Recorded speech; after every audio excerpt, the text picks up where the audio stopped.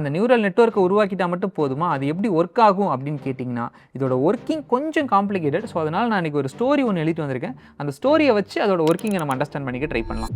இந்த கம்ப்யூட்டரை ஒரு மிமிக்ரி ஸ்கூலாக நம்ம கன்சிடர் பண்ணிக்கலாம். அண்ட் அந்த கம்ப்யூட்டரில் இருக்க ஒரு நியூரான்ஸையும் அந்த மிமிக்ரி ஸ்கூலில் இருக்க ஸ்டூடெண்ட்ஸாக கன்சிடர் பண்ணிக்கலாம். அண்ட் அந்த ஸ்டூடெண்ட்ஸ் எல்லாரையும் கைட் பண்ணுறதுக்கு மிமிக்ரி தெரிஞ்ச ஒரு டீச்சர் அங்கே இருக்காரு அப்படின்னு கன்சிடர் பண்ணிக்கலாம்.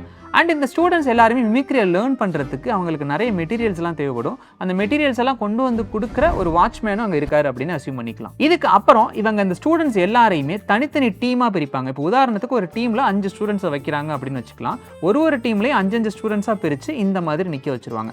நிக்க வச்சதுக்கு அப்புறம் அவங்களுக்கு இன்ஸ்ட்ரக்ஷன் கொடுப்பாங்க. என்ன அப்படின்னா, ஃபர்ஸ்ட் டீம் இருக்கீங்கன்னா அந்த ஃபர்ஸ்ட் டீம் ஒரு வாட்ச்மேன் கொண்டு வந்தாருன்னா அந்த வாய்ஸ்ல இருக்க டோனை மட்டும் அண்டர்ஸ்டாண்ட் பண்ணிக்கோங்க அப்படின்னு சொல்லுவாங்க. அண்ட் டீம் 2 கிட்ட என்ன சொல்லுவாங்கன்னா, அந்த வாய்ஸ் வருது அப்படின்னா அந்த வாய்ஸ்ல இருக்க டெம்போவை மட்டும் அண்டர்ஸ்டாண்ட் பண்ணுங்க.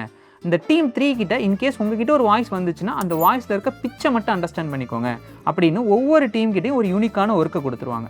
இப்போ ஃபஸ்ட்டு நம்ம வாட்ச்மேன் படையப்பா படத்தில் இருக்க ஒரு டயலாகை எடுத்துக்கிட்டு வராரு. நான் ஒரு தடவை சொன்னால் 100 தடவை சொன்ன மாதிரி அப்படின்னு ஒரு டயலாகை கொண்டு வந்து ஃபஸ்ட்டு டீம்கிட்ட கொடுக்குறாங்க.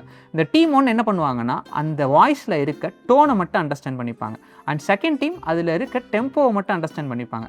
அண்ட் தேர்ட் டீம் அதில் இருக்க பிச்சை மட்டும் அண்டர்ஸ்டாண்ட் பண்ணிப்பாங்க. இந்த ஒவ்வொரு டீமும் அதில் இருக்க ஒரு யூனிக்கான விஷயத்தை மட்டும் அண்டர்ஸ்டாண்ட் பண்ணிக்கிட்டே போவாங்க. இப்படி அண்டர்ஸ்டாண்ட் பண்ணதுக்கு அப்புறம் அதை எடுத்துக்கிட்டு எல்லாருமே டீச்சர் கிட்ட போவாங்க. டீச்சர் கிட்ட கொண்டு போய் கொடுத்து நாங்கள் அண்டர்ஸ்டாண்ட் பண்ணது கரெக்டு தானா அப்படிங்கிறத வெரிஃபை பண்ணிப்பாங்க. இன்கேஸ் அங்கே ஏதாவது தப்பு பண்ணியிருந்தாங்க அப்படின்னா டீச்சர் அந்த இடத்துல கரெக்ஷன் பண்ணி திரும்ப அனுப்பி விடுவாங்க. இப்போ அந்த வாட்ச்மேன் என்ன பண்ணுவாருன்னா, நெக்ஸ்ட் ரஜினி சார் படத்தில் இருக்க எல்லா டயலாக்ஸையும் கொண்டு வந்து இந்த ஸ்டூடெண்ட்ஸ் கிட்ட கொடுத்துக்கிட்டே இருப்பார்.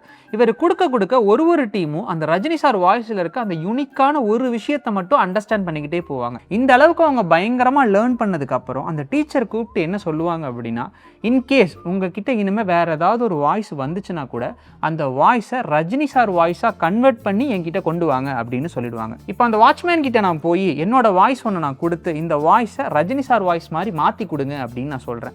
இப்போ அந்த வாட்ச்மேன் என்ன பண்ணுவார்னா, என்னோட வாய்ஸை எடுத்து கொண்டு வந்து அந்த ஃபர்ஸ்ட் ரோட்டை கொடுப்பாரு. இந்த ஃபர்ஸ்ட் ரோல இருக்க டீம் என்ன பண்ணுவாங்கன்னா, என்னோட வாய்ஸில் இருக்க டோனை ரஜினி சாரோட டோனுக்கு மேட்ச் பண்ணி மாற்றிடுவாங்க.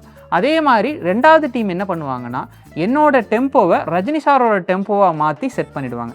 அதே மாதிரி மூணாவதாக இருக்க ஒரு டீம் என் வாய்ஸில் இருக்க பிச்சு ரஜினி சார் பிச்சுக்கு ஏற்ற மாதிரி சேஞ்ச் பண்ணிவிடுவாங்க. இந்த மாதிரி ஒரு டீமும் என் வாய்ஸில் அந்த சின்ன சேஞ்சஸை பண்ணிக்கிட்டே போவாங்க. இப்படி பண்ணிக்கிட்டே கடைசியாக அது டீச்சர்கிட்ட போகும்போது அந்த டீச்சர் அதை வெரிஃபை பண்ணுவாங்க. இன்கேஸ் அதில் ஏதாவது மிஸ்டேக் இருக்குது, இது ரஜினி சாரோட வாய்ஸ் மாதிரி எங்கேயாவது ஃபீல் ஆகலை அப்படின்னா அதை திரும்ப அந்த ஸ்டூடெண்ட்ஸ் கிட்ட கொடுத்து ரீஒர்க் பண்ண சொல்லுவாங்க. இன்கேஸ் எல்லாமே ஃபைன் அப்படின்னா அதை ரஜினி சார் வாய்ஸாக கன்வெர்ட் பண்ணி நம்ம கிட்ட கொடுத்துருவாங்க. அண்ட் இந்த என்டையர் நெட்வொர்க்கை டீப் நியூரல் நெட்வொர்க் அப்படின்னு சொல்லுவோம்.